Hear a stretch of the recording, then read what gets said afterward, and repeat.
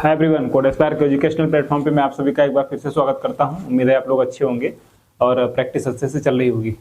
Last lecture के अंदर में हम लोग जो कंप्यूटर सिस्टम आर्किटेक्चर की हमारी सीरीज चल रही है, इसके अंदर में हम लोगों ने किसको कवर किया था? बूलियन अलजेब्रा और बूलियन फंक्शन को हमने कवर किया था, राइट। आज जो है हम लोग समझेंगे कि आज जो हमारा बेसिकली टॉपिक है वो है ट्रुथ टेबल। ट्रुथ टेबल ये बहुत ही इंपॉर्टेंट टॉपिक है और इसको हमें ध्यान से समझना है, क्योंकि एग्जाम के अंदर में भी पूछा जाता है, गेट जैसे कॉम्पिटिटिव एग्जाम्स में भी पूछा जाता है। तो ये हमारे लिए बहुत ही ज़्यादा इंपॉर्टेंट टॉपिक है, इसलिए हमको इसको बहुत ध्यान से समझना है। तो सबसे पहले हम लोग समझते हैं कि ट्रुथ टेबल होता क्या है। तो जैसा कि ट्रुथ टेबल बेसिकली होता क्या है, जो भी हमारे बाइनरी फंक्शंस होते हैं, जो भी हमारे फंक्शंस होते हैं और बाइनरी वैल्यूज का कॉम्बिनेशन होता है, हम उसको यूज करके जो है एक रिलेशन बनाते हैं। तो relation between binary variables and functions, relation between binary variables and function is known as truth table. तो ट्रुथ टेबल को जो है हम किसके फॉर्म में रिप्रेजेंट करते हैं? Combination of binary function and binary values. अब जो है ट्रुथ टेबल के अंदर में जो कॉम्बिनेशन बनता है, जैसे मान लीजिए 2 की पावर n कॉम्प्लीमेंट, 2 की पावर nth पावर 2 की पावर n कॉम्बिनेशंस बनते हैं, जिसमें n जो है हमारा एक वेरिएबल होता है। यानी कि जैसे मान लीजिए हमारे पास लेट्स सपोज एक फंक्शन है f is equal to x plus y into z, right. X plus y into z एक फंक्शन है। अब इसमें अगर आप देखोगे इस टोटल में कितने वेरिएबल हैं? 1 2 3 डिफरेंट वेरिएबल हैं, राइट। तो हमको ट्रुथ टेबल बनाने के लिए कितने कॉम्बिनेशन की आवश्यकता होगी, यानी how much numbers we need. तो वो कैसे निकलेंगे? तो हमारे को निकलेगा 2 की पावर कितने वेरिएबल्स हैं, यहाँ पे कितने वेरिएबल्स हैं? यहाँ पे टोटल हमारे पास 3 वेरिएबल है, राइट। तो 2 की पावर 3, यानी अब इसको मान लो n, इसको हम अगर n से रिप्रेजेंट करें, 2 की पावर n जो है हमारे पास क्या होंगे? बाइनरी कॉम्बिनेशंस बनेंगे।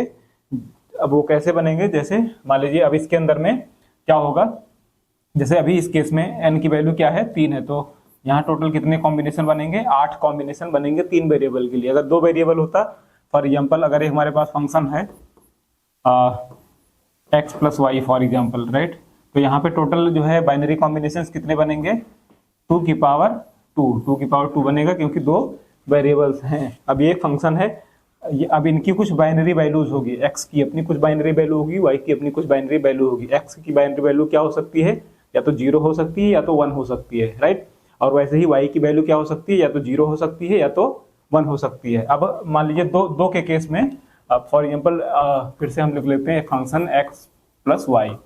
अब यहाँ पे हम लोग अगर एक जनरली एक टेबल बनाया जाए हमारे पास, तो क्या होगा? x की वैल्यू क्या क्या हो सकती है? पॉसिबल वैल्यूज, अगर हमको x लिखना हो और y लिखना हो, तो x की पॉसिबल वैल्यू क्या हो सकती है? या तो 0 हो सकती है या तो 1 हो सकती है। सिमिलरली y की वैल्यू क्या हो सकती है? या तो 0 हो सकती है या तो 1 हो सकती है। यानी टोटल कितने कॉम्बिनेशन बने? टोटल हमारे पास 4 कॉम्बिनेशंस बने, राइट। 2 की पावर, या तो फिर हमारे पास क्या हो सकता है ऐसा, एक x1 हो सकता है, y0 हो सकता है, या तो फिर x0 हो सकता है, y1 हो सकता है। सॉरी। तो ये इस तरीके से हमारे पास एक कॉम्बिनेशन बन के आ रहा है, राइट। नाउ अब ऐसे ही सिमिलरली हम जो है अगर 3 वेरिएबल का लिखते हैं, f is equal to x plus y into z. यहाँ पे भी 3 वेरिएबल है, तो टोटल कॉम्बिनेशन कितने बनने चाहिए? 2 की पावर 3, यानी 8 कॉम्बिनेशन बनेगा। तो 8 कॉम्बिनेशन कैसे होगा? तो हम एक टेबल बना लेते हैं बेसिकली। कैसे होगा वो टेबल?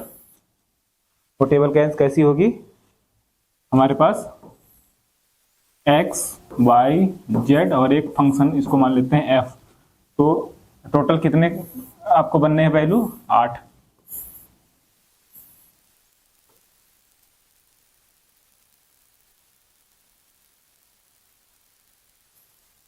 एक 2 3 4 5 6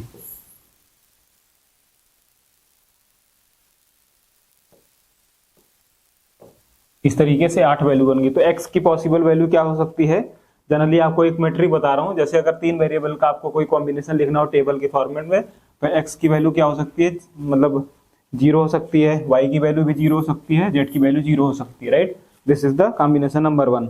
दूसरा कॉम्बिनेशन क्या हो सकता है? x की वैल्यू 0 हो सकती है, y की वैल्यू 0 हो सकती है, z की वैल्यू 1 हो सकती है। तीसरा कॉम्बिनेशन क्या हो सकता है? x की वैल्यू जो है 0 हो सकती है, y की वैल्यू क्या हो सकती है? 1 हो सकती है हमारे पास, और z की वैल्यू क्या हो सकती है? 0 हो सकती है, राइट। उसके बाद फिर x की वैल्यू 0 हो सकती है, y की वैल्यू 1 हो सकती है, z की वैल्यू भी 1 हो सकती है। सिमिलरली x की वैल्यू 1 हो सकती है, y की वैल्यू 0 हो सकती है, z की वैल्यू 0 हो सकती है। x 1 हो सकता है, उसके बाद y 0 हो सकता है, ये 1 हो सकता है, x 1 हो सकता है, ये 1 हो सकता है, ये 0 हो सकता है, एक लास्ट केस है तीनों 0 हो सकते हैं, राइट। तो ये हमारे पास बेसिकली कितने कॉम्बिनेशंस बने? ये कॉम्बिनेशंस हमारे पास कितना बना?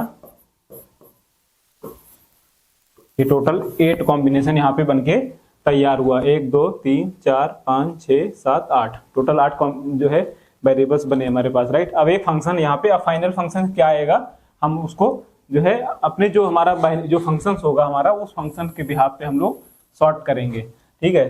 तो यहाँ पे अगर आप देखोगे तो क्या हो रहा है, x जो है प्लस क्या हो रहा है, y मल्टीप्लाइड बाई z, यानी कि x के अंदर में y और z का एंड ऑपरेशन हो रहा है। डॉट मीन्स हमने क्या समझा था लास्ट वीडियो के अंदर में?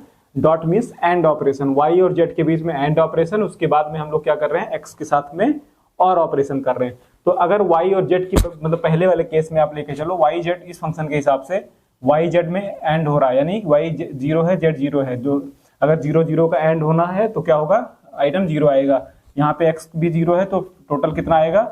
0 आएगा अपने पास। इस केस में भी अगर आप देखोगे y और z क्या है, 0 है, y 0 है, z 1 है। दूसरे केस में मल्टीप्लीकेशन क्या हो जाएगा, यानी एंड क्या होगा, 0 होगा, x की वैल्यू क्या है, 0 होगा, आपको वैल्यू क्या मिलेगी, 0 मिलेगी। उसके बाद में तीसरे रो में क्या होगा, y की वैल्यू 1 है, z की वैल्यू 0 है, एंड ऑपरेशन हुआ दोनों के बीच में, हमको आउटपुट क्या मिला, 0 मिला। प्लस में किसके साथ हुआ, x के साथ में क्या आया वैल्यू, 0 प्लस 0 आपके पास क्या इनपुट मिलेगा, और ऑपरेशन के लिए 0। सिमिलरली जो है y z जो है मल्टीप्लीकेशन हुआ, y और z की मल्टीप्लीकेशन है, यानी एंड ऑपरेशन है, दोनों फ्लैग ऑन है, आपको आउटपुट क्या मिलेगा, 1 मिलेगा। लेकिन आपने जो है x की वैल्यू क्या है, 0 है, और 1 प्लस 0 की वैल्यू क्या आती है, 1 आती है, हमको समझ में आता है ये चीज। सिमिलरली जो है y z का मल्टीप्लीकेशन 0 है, फिर x की वैल्यू 1 है, x प्लस 1 प्लस 0 फिर से 1 आ जाएगा। यहाँ पे भी y यहाँ पे 0 और 1 है, मल्टीप्लीकेशन आपको 0 आएगा, प्लस में x की वैल्यू 1 है, तो आपको यहाँ पे क्या मिलेगा, 1 मिल जाएगा, राइट। उसके बाद में सिमिलरली यहाँ पे भी 1 और 0 है, मल्टीप्लीकेशन 0, प्लस में है 1, तो 1 मिल गया। और 1 जो है यहाँ पे तीनों 1 है, तो आपको यहाँ पे 1 मिलेगा, राइट। तो इस तरीके से हम किसी भी फंक्शन, ये तो मान लीजिए x प्लस वाई जेड था, एक फंक्शन ऐसा भी हो सकता है f is equal to x multiplied by y plus z हो सकता है, कुछ भी हो सकता है, राइट। तो हमको उस फंक्शन के हिसाब से अपनी वैल्यू निकालनी होती है। तो ये एक रिप्रेजेंटेशन जो होता है इसको हम बोलते हैं ट्रुथ टेबल, इसको हम बोलते हैं ट्रुथ टेबल। क्लियर है? I hope it is clear to you all. यहाँ तक चीजें समझ में आ गई हैं।